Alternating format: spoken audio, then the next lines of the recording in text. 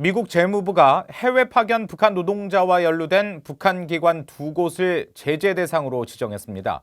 올 들어 미국 정부가 처음으로 실시한 대북 독자 제재입니다. 오택성 기자가 보도합니다. 미국 재무부가 이번에 제재 대상으로 추가 지정한 기관은 북한 남강무역회사와 중국에 있는 베이징 숙박소입니다. 재무부에 따르면 남강무역회사는 북한 노동자의 해외 파견과 관련한 전반적인 업무를 담당했습니다. 지난 2018년 러시아와 나이지리아 그리고 중동 다수 국가에 파견된 북한 노동자들을 관리하면서 특히 비자와 여권, 해외 취업 등 북한 노동자 파견과 관련한 실행 계획 등을 담당했습니다.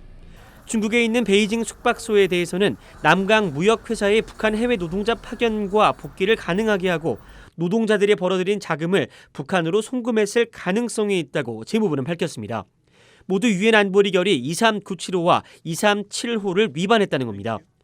재무부 해외자산통제실은 북한 정부는 유엔 제재를 회피해 해외에서 수입을 창출하기 위해 불법적으로 인력 수출을 지속하고 있다고 밝혔습니다.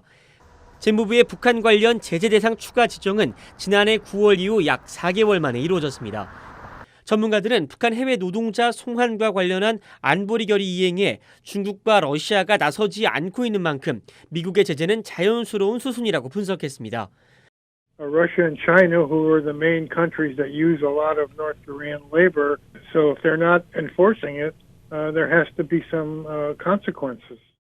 북한 노동자가 벌어들이는 자금은 핵 프로그램 등에 사용되기 때문에 미국이 제재에 나선 것이라는 지적도 나왔습니다. So I think that's the whole point with the sanctions on the laborers. Part of their wages would be going to the government of the DPRK, and a good percentage of what goes to the government will go to their nuclear and missile program.